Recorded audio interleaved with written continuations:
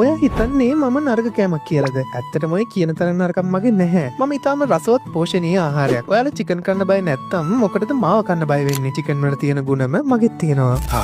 රැවටුණා නේද? ඔයා හිතන්නේ මම නිකම්ම ෆැන්සි කෑමක් කියලාද? ඔයාගේ දිව රවට්ටන්න මට පුළුවන්. මගේ තියෙන්නේ මස් අඹරලා රසායනික විස සහ ලුණු මිශ්‍ර කරලා කෘත්‍රිම සමක් තුල සිර කරලා නැවත පණ දුන් සොම්බි ආහාරයක්. මං ඔයාගේ ඇඟ ඇතුළට ගියාම කරන දේවල් දන්නවනම් ඔය ජීවිතේට මාව කටේවත් තියන්නේ නැහැ. මගේ ඇතුළේ තියෙන අධික සෝඩියම් ප්‍රමාණය ඔයාගේ රුධිර පීඩනය එකපාරට මියල් නංවනවා. ඒකෙන් ඔයාගේ හදවතට දරා ගන්න බැරි තරම් පීඩනයක් එනවා. මම තමයි සයිලන්ට් කිලර්. ලෝක සෞඛ්‍ය සංවිධානය WHO එක මාව වර්ග කරලා තියෙන්නේ පිළිකාකාරකයක් විදියට. මාව ප්‍රොසෙස් මීට් තරයට වැටෙන්නේ මාව හැදෙන්න පාවිච්චි කරන නයිට්‍රේට්ස් සහ නයිට්‍රයිට්ස් නිසා. මේ ඔයාගේ බඩවැල් වලට කිහින් පිළිකා ඇති කරනවා. ඔයාගේ දිවට මම රස වුණාට මගේ ඇතුළේ තියෙන අධික ට්‍රාන්ස් ෆැට්ස් සහ සැචුරේටඩ් ෆැට්ස් ඔයාගේ රුධිර නාලවල කොලෙස්ටරෝල් තැම්පත් කරනවා. ඒකෙන් හෘද රෝග සහ ආඝාතයන එක මම සහතික කරනවා. මට ඔයාව වැබ්බැහි කරගන්න පුළුවන්. මගේ ඇතුළේ තියෙන සැඟවුණු සීන සහ කෘත්‍රිම රසකාරක නිසා ඔයාට මාව කන්න ආයෙත් හිතෙනවා. ඒක හරියට මම ඔයාගේ ශරීරය පාලනය කරනවා වගේ. ඉතින් දැන්වත් තේරුණාද මම මොන තරම් භයානක කෙනෙක්ද කියලා? මාව කණ එක නවත්තලා ඔයාගේ ඇඟට හොඳ දෙයක් ගන්න. ඒක තමයි ඔයාගේ සර්වයිවල් එක.